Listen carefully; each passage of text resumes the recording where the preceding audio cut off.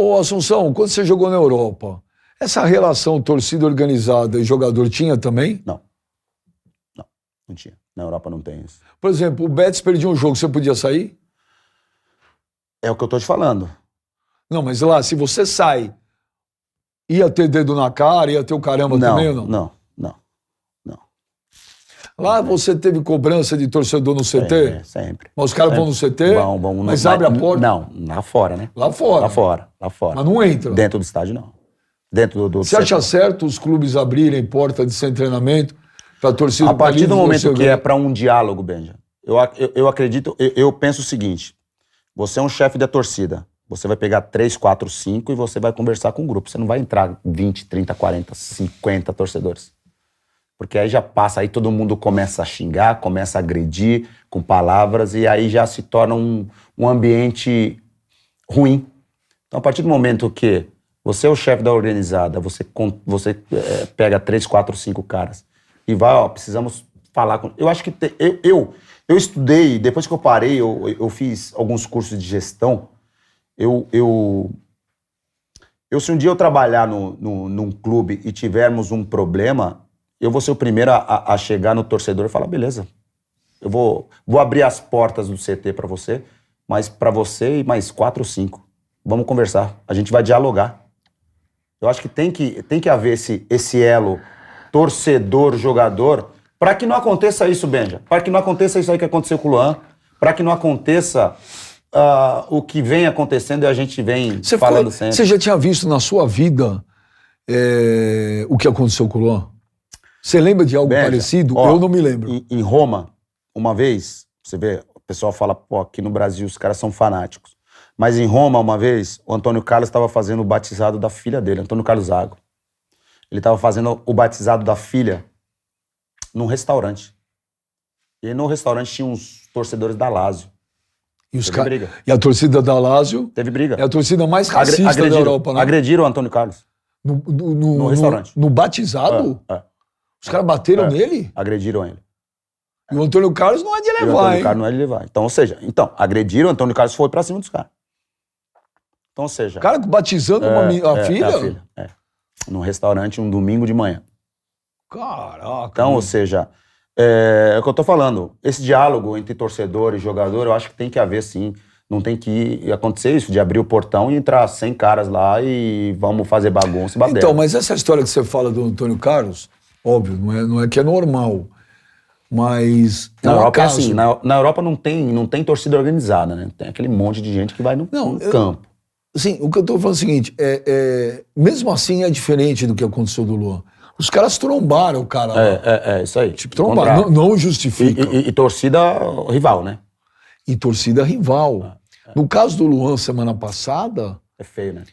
Os caras foram lá. Benja, tiraram o cara, arrancaram o cara de dentro. Mas aí avisaram que ele tava lá, né? Avisaram, né? Provavelmente tem um X9 aí que também... Avisaram, né? E o estabelecimento também errou, né? Pô, certeza que foi alguém do estabelecimento que ligou e falou, ó, o cara tá aqui, meu. Isso é fato. Porque como iam saber que o cara tava lá? Pô, nós estamos falando de um lugar onde você entra com o seu carro e ninguém te vê, meu. Como é que ficam sabendo que o cara tá lá dentro? Então, futebolisticamente falando, cara, eu acho que o Luan é a pior contratação da história do Corinthians. Te falei isso já. Agora, nada justifica. Nada justifica. Você imagina se todo jogador que jogar mal vai se resolver batendo e agredindo. E outra, não sei se o Luan não vai meter ainda um processo, ainda não vai sair com fora tudo que ele já ganhou no Corinthians. E ganhando um pouquinho mais. E é capaz de ganhar. Exatamente. É capaz de ganhar, porque tá tudo documentado. Então Agora, como é que você explica o Luan jogador? Você que jogou bola, você que hoje é comentarista. Como é que um cara vem para um clube e durante 3 anos não jogou nada? O Luan veio passar férias remuneradas no Corinthians. E vindo de um clube e de uma competição onde era o rei da América, né? Ganhou a Libertadores com o Grêmio em 2000. Mas quando o Grêmio liberou, na época eu falei, deve ter alguma coisa, meu. Ninguém libera para um clube rival no Brasil.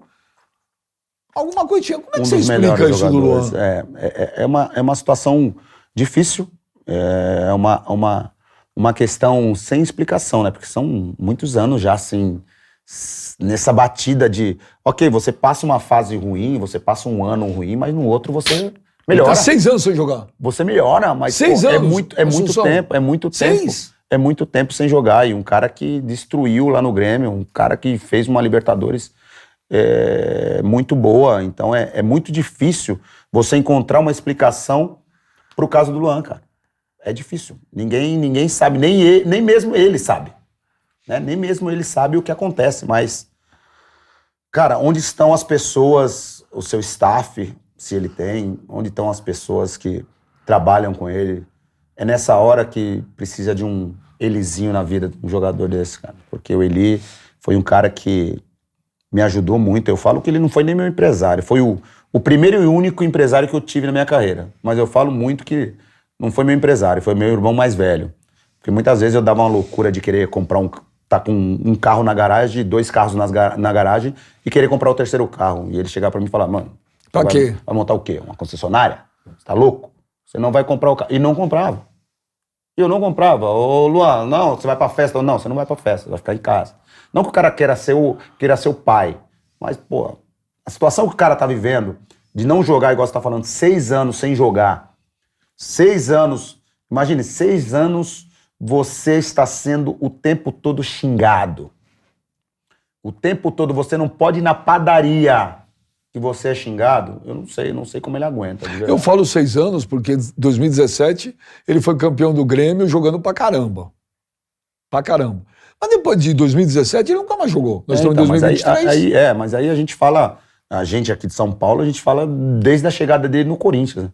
Desde a chegada dele no Corinthians, que foi uma festa, pô, o Luan tá vindo e tal. E, infelizmente, ele não conseguiu render.